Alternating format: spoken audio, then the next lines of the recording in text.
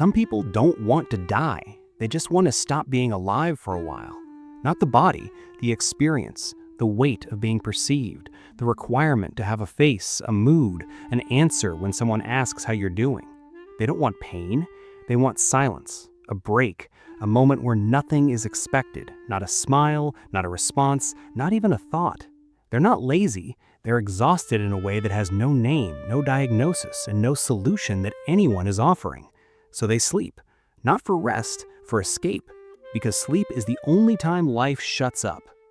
We praise hustle, we worship productivity. You only live once, they say. But what if being awake is the problem? What if the real peace isn't in living more, it's in not having to? In sleep, you don't owe anyone anything. Not your attention, not your presence, not your best self. You're not beautiful, you're not ugly, you're not a student, a parent, a failure, or a success. You're not anything. And for a few hours, that's not just okay, it's the closest thing to freedom most people will ever feel. Think about this. Every single night, billions of people willingly surrender their identity, their consciousness, their entire sense of self. Not because they're weak, because existence hurts, and sleep is the only way to pause it without consequences. A temporary death with a reset button.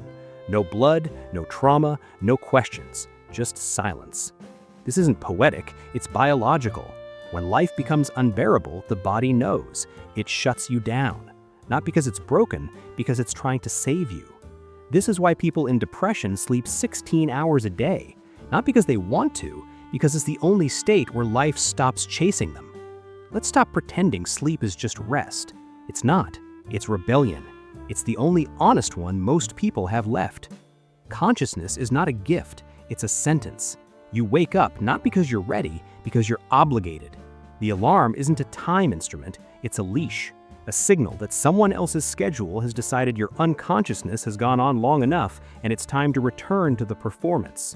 What we call mourning is just a civilized word for the return to suffering. And here's what nobody says out loud about that return. The reload happens before you're even fully awake, before your eyes adjust. Your brain is already pulling the file, the debt, the conversation you handled wrong, the relationship that's fraying, the version of your life that doesn't match what you thought it would be by now. It loads automatically. You don't choose it, it just arrives with the light. Being awake means facing a flood of unsolvable problems with a mind that never fully recovered from the last time it tried. It means checking your bank account and bracing for it. It means manufacturing enthusiasm for things that stopped meaning anything years ago. It means answering, "How are you?" with something that lets the conversation move forward instead of the truth, which would stop it completely. You're not living, you're absorbing damage slowly and calling it a life. Schopenhauer wasn't pessimistic, he was precise. Life swings like a pendulum between pain and boredom. What is daytime if not the long, exhausting stretch between those two poles? You either ache for something you don't have or suffer the emptiness of having nothing to want. You eat and you're hungry again. You win and you want more. You fall in love and eventually the love changes shape into something that also hurts, just differently. The engine of daily life runs on suffering. Sleep is the only thing that interrupts it without requiring your participation. The systems we live under don't collapse under criticism, they depend on your fatigue. You can't question anything if you're too depleted to think past tomorrow. So they keep you just tired enough. Not so tired you stop functioning, tired enough that you don't ask why the functioning is for someone else's benefit. Tired enough that you're grateful for small things and unable to be angry about large ones. When you sleep past the alarm, you are refusing to volunteer your body into that mechanism before you're ready. That's not laziness, that's the only form of protest available to a person who has to go back tomorrow anyway. The body returns to sleep not because it's tired, because the soul has nothing left to give. You lie down not just to recover energy, but to evacuate existence. Sleep is not a pause, it is a betrayal of everything the waking world asks of you. There's a reason sleep is involuntary. If we had to choose it consciously, we'd hesitate, because falling asleep is surrender. You lose control, you vanish. And yet, this is the only moment you are finally safe. No surveillance in sleep, no judgment, no deadlines. Your own thoughts don't follow you into the depths. The part of your brain that knows you are you, that runs the continuous story of who you are and what you've done and what people think of you, goes quiet, completely quiet. Sleep is not a state, it's a continent, untouched by ideology, untouched by shame, untouched by the 1,000 humiliations of daylight. And it's free. No permission required, no performance criteria, no threshold you have to meet. While the world screams at you to become something, sleep lets you be nothing. Not a dreamer, not a fighter, not a brand, just off. People chase meditation, drugs, sex, fame, all trying to feel what sleep gives them effortlessly. Absence. Not numbness, absence. The radical removal of the burden of self. They never quite reach it while conscious because consciousness is the thing they're trying to escape, and you can't use it to escape itself. Now, the part people don't admit, there are moments, not poetic moments, real ones, where the idea of never waking up doesn't feel like terror, it feels like relief. Not because the person wants to die, because they are so exhausted by the returning that the idea of a sleep with no alarm, no reload, no resumption of the wait, that idea feels in that specific moment like mercy. Suicide is a permanent solution to a temporary problem. People say that like it ends the conversation. It doesn't. It just makes the person feel shame on top of exhaustion for thinking something that is, if you're honest, completely understandable given what they've been carrying. The thought is not the problem. The conditions that produced the thought are the problem. And here's what those conditions look like from the inside. It's not dramatic. It's not a crisis moment. It's quiet. It's Tuesday. It's waking up for the 400th morning in a row to the same weight and thinking, without drama, without performance, I don't know how many more times I can do this reload. I don't know what I'm doing this for anymore. I don't know if the thing I'm waiting for is actually coming. That's not madness. That's honesty. That's what happens when a person has been awake too long inside a life that hasn't given them sufficient reason to keep choosing it. Sleep is what they choose instead. Again, because it's there, because it works, because for a few hours the question stops.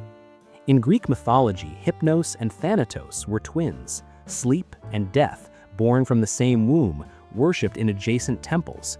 Because the ancients understood what we pretend isn't true. These two states are on the same continuum. One ends, one continues. That's the only difference. Both are the cessation of experience. Both remove you from the field. Both return the body to silence. Death is sleep without an alarm. And when you hold both of those things in the same hand, the question changes. It's no longer why do people want to sleep so much? It becomes what is waking up costing them that they keep needing to rehearse not doing it? In dreams, the dead come back, not as symbols, as themselves, with their specific voice, the specific way they moved, the thing they always said.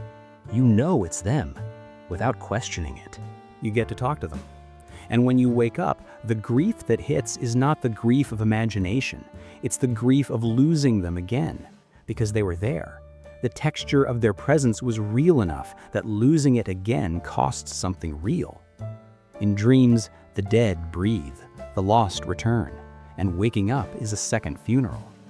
There are people who go to sleep every night specifically to see someone who is gone, who structure their sleep around that possibility, who wake up and cry not from sadness, but from the violence of the boundary, the hard line between the place where the person still exists and the place where they don't. Dreams are the mind without its filter. While awake, every thought passes through an editor. Is this appropriate? Is this consistent with who I've told myself I am? The thought arrives and the censor intercepts it before it fully lands. In dreams, there is no censor. The version of you that wants things you've decided you're not allowed to want gets to walk around unmanaged. The anger you've been swallowing gets to exist at full volume. The grief you've been functioning on top of gets to sit down. The love you talked yourself out of gets to be exactly what it always was. Reality is what they built to keep you manageable. Dreams are what you actually are. The recurring dream you've had for years is not random. It is your mind returning to something it cannot process while you're awake, something too large for daylight. It keeps the file open. It keeps calling you back to the room where the unfinished thing lives. That's not a glitch. That's the deepest form of loyalty the mind is capable of. There are people who sleep not because they're tired, but because there is no version of themselves they can stand to be awake with right now. Not forever, right now, in this specific arrangement of their life where the disappointments have stacked higher than the reasons and the things they were waiting for have stopped feeling like they're coming. Some people aren't depressed, they're just finally being honest about what being alive costs. Sleep becomes their last shelter, the only territory where they don't have to be who they've become, where the resume doesn't exist, where the person they were before everything happened can exist without embarrassment. Not healing, not recovering, hiding. And it works. And there is no shame in something that works when nothing else does. People call this laziness. The word is a moral judgment standing in front of a reality nobody wants to look at directly. The reality: some people have been carrying something with no witnesses, no acknowledgement, no relief for so long that the only place they can put it down is unconsciousness. And they put it down every chance they get, because the alternative is continuing to carry it awake. And they've been doing that, and it's killing them slower than sleep is saving them. Neurologically, the body knows. In severe depression, the brain pushes into hypersomnia, extended sleep, retreating from wakefulness, not as failure, but as shutdown. The machine turns off not because it's broken, because it's preventing worse damage by stopping. The body sleeping 16 hours a day isn't giving up. It's the only part of you still making rational decisions. Depression is not sadness. Sadness moves. Depression is a structure, a way the mind has organized itself around pain until the organization itself becomes the problem. Every new thing gets processed through that structure and comes out the same. Confirmation, evidence, another piece of proof for the verdict that was already written. Sleep doesn't dismantle the structure, but it pauses the processing. And pausing the processing is the difference on some nights between the person being there in the morning and not. Here is a question nobody finishes asking. What does it mean when sleep stops being something you do at the end of the day and becomes the thing you are working toward all day? When the social obligation is survivable because it ends, and then there's the drive home and then the bed. When you stop making plans because plans delay the return. When sleep becomes the only thing you look forward to, you are not lazy. You are telling the truth about your life. Most people around that person will not read the message correctly. They will see the sleeping and call it a problem. They will not ask what the sleeping is a response to, because asking that requires hearing the answer. And the answer, that this person's actual life has become something that can only survive by periodically escaping it, implicates the conditions. It implicates the people who made those conditions. It implicates everyone who saw the exhaustion and called it attitude. So instead, have you tried going to bed earlier? Have you tried exercising? Have you tried being grateful? And the person nods and goes back to counting the hours until they can leave again. There are things people think at 3 a.m. that they will never say out loud, not because they're ashamed, because they already know how the sentence will land. The careful voice, the pivot to resources, the way the conversation will stop being about what they actually feel and become about managing the fact that they said it. There are thoughts that only exist at 3 a.m. because daylight makes them unsayable. You already know what those thoughts are. You had them. The one about whether the people in your life would miss you or just miss the function you serve. The one about whether you are loved or just needed, and what happens to needed things when they stop being useful. The one about the gap between the life you're living and the life that was possible for you, and whether that gap is still closable or whether the door closed somewhere in the last few years while you were busy surviving. Those thoughts don't disappear at sunrise. They go underground. And at night, they surface again. And you sleep. Because sleep is the only honest response to a thought you can't say, can't solve, and can't stop having. There's a specific moment just before sleep takes you. The thoughts start losing their grammar, the connections go loose, the narrative that maintains your sense of what's happening and what it means starts to dissolve. And in that threshold moment, there's a feeling that is very hard to name. Not happiness, not peace exactly, closer to the moment when you've been holding something very heavy for a very long time and your hands finally open. The thing falls. You don't see where it lands. You don't care. For a few hours, it is not in your hands, and your hands are just hands again. That moment of release is the most honest thing your body does all day, because it's the only moment it stops pretending the weight is manageable. The reason sleep feels like relief, sometimes the only relief, is because it mimics the thing we are not allowed to say we want. Not death necessarily, something adjacent, cessation. A pause so complete that when it ends, the person stepping back into consciousness feels for a moment like someone different than the one who went under. That desire for a break from being yourself is one of the most common human experiences and one of the least discussed, because the language available for it sounds clinical, sounds like something that should be managed rather than acknowledged. But it is not pathology.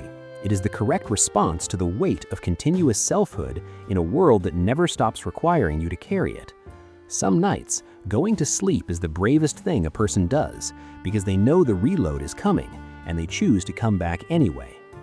Here is what nobody says about the people around you. Most of them are also just getting through it. The person who seems like they have it together, the one whose life looks like the version of yours you were supposed to have by now, they are also lying awake at 3 a.m. They are also performing. They are also running a private account that doesn't match the public one. The loneliness isn't that nobody understands you.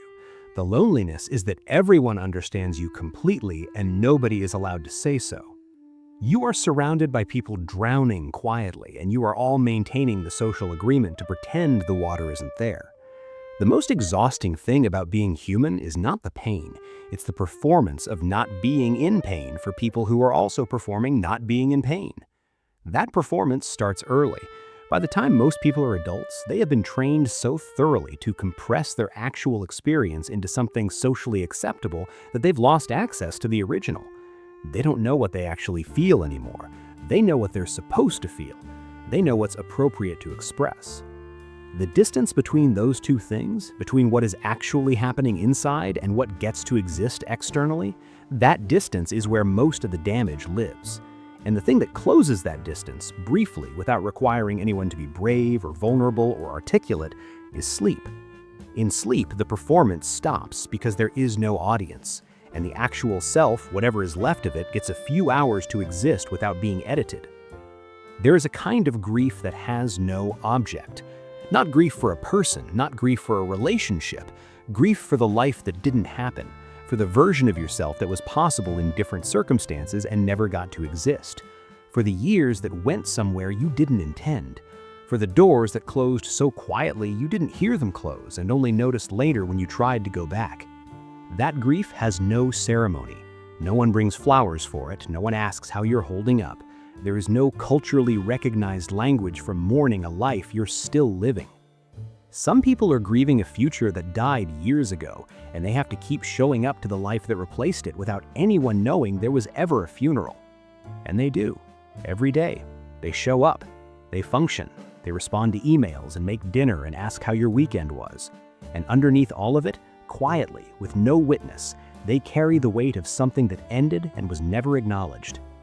Sleep is where that grief gets to exist without being managed, where the loss doesn't have to be justified or explained or minimized for someone else's comfort, where it's allowed to be exactly as large as it actually is.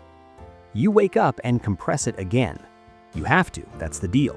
But for a few hours in the dark, it was real, unedited, exactly what it was. And that matters, even if no one ever knows it happened. You've already died thousands of times, in sleep, in every unconscious hour where you vanished completely and the universe continued without you, and then you returned and found it exactly as you left it. You've practiced it, every single night. The self is more interruptible than you've been told, more capable of disappearing and returning changed in ways too small to name, but too real to deny. Sleep is not where you go to die. Sleep is where you go to survive the version of yourself that can't make it any further today. And then you come back, carrying slightly less of whatever yesterday left on you. And that fraction, accumulated across a lifetime of returning, is the only transformation that was ever actually available. So sleep, as long as you need, without apology, without the performance of guilt for the hours not spent producing something for a world that was taking more than it was giving anyway. The weight will be there when you wake up, it always is, but you will have been gone. Nowhere. Unreachable. Unobligated. You have already died 1,000 times. You called it sleep, and every single time, you came back. The world was there when you woke up. It always is, unfortunately. But for a few hours, it had to manage without you. And that, in the quiet economy of survival, is exactly what it was. This channel is sustained by a rare community of courageous people who do not run from difficult questions. If you want to support in another way, the super thanks also helps a great deal. But just by watching, commenting, or sharing, you are already taking part. And here, that matters. Thank you very much.